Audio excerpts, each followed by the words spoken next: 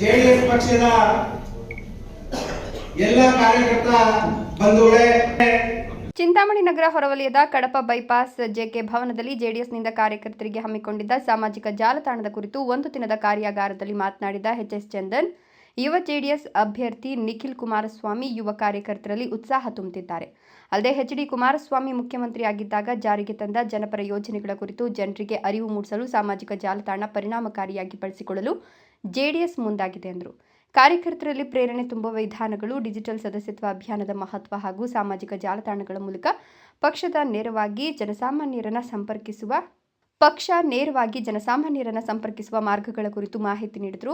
ಮುಂಬರುವ ಸ್ಥಳೀಯ ಸಂಸ್ಥೆಗಳ ಚುನಾವಣೆಗಳನ್ನು ಗಮನದಲ್ಲಿಟ್ಟುಕೊಂಡು ಪಕ್ಷವು ಹಲವು ಕಾರ್ಯಕ್ರಮಗಳನ್ನು ರೂಪಿಸಿದ್ದು, ನಿಖಿಲ್ ಕುಮಾರಸ್ವಾಮಿ ಅವರು ಜನರೊಂದಿಗೆ ಜನತಾದಳ ಕಾರ್ಯಕ್ರಮದಡಿ ಈಗಾಗಲೇ 50ಕ್ಕೂ ಹೆಚ್ಚು ಕ್ಷೇತ್ರಗಳಲ್ಲಿ ಪ್ರವಾಸ ನಡೆಸಿದ್ದು, ಎಲ್ಲೆಡೆ ಉತ್ತಮ ಪ್ರತಿಕ್ರಿಯೆ ಲಭಿಸಿದೆ.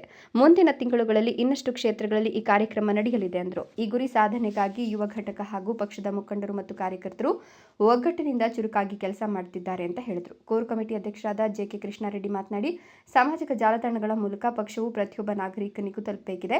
ಚುನಾವಣೆ ಹಿನ್ನೆಲೆಯಲ್ಲಿ ಪಕ್ಷದ ಆಕಾಂಕ್ಷಿಗಳೊಂದಿಗೆ ನಿರಂತರ ಚರ್ಚೆಗಳು ನಡೀತಾ ಇದ್ದು, 2028ರಲ್ಲಿ ಎಚ್.ಡಿ. ಕುಮಾರಸ್ವಾಮಿ ಅವರನ್ನ ಮತ್ತೊಮ್ಮೆ ಮುಖ್ಯಮಂತ್ರಿಯಾಗಿಸೋದೇ ಪಕ್ಷದ ಗುರಿಯಾಗಿದೆ. ಪಕ್ಷದ ಸದಸ್ಯತ್ವ ನೋಂದಣಿ ಅಭಿಯಾನವನ್ನು ಇನ್ನಷ್ಟು ಚುರುಕುಗೊಳಿಸುವ ಜೊತೆಗೆ ಬೂತ್ ಮಟ್ಟದಲ್ಲಿ ಸಂಘಟನೆ ಬಲಪಡಿಸಲು ಮುಂದಿನ ದಿನಗಳಲ್ಲಿ ಸಭೆಗಳನ್ನು ನಡೆಸಿ ಸ್ಪಷ್ಟ ಕಾರ್ಯಯೋಜನೆ ರೂಪಿಸಲಾಗುವುದು ಎಂದರು. ಇದರಲ್ಲಿ ಯಾವ ತರ ಅಂದ್ರೆ ಇದು ಉಚಿತ, ಫ್ರೀ ಆಗಿ ಎಲ್ಲರೂ ಯೂಸ್ ಮಾಡುವಂಥದ್ದು, ಮತ್ತೆ ಇಮ್ಮಿಡಿಯೇಟ್ ಆಗಿ ನ್ಯೂಸ್ ಅನ್ನು ನಾವು ತಲುಪಿಸಬಹುದು.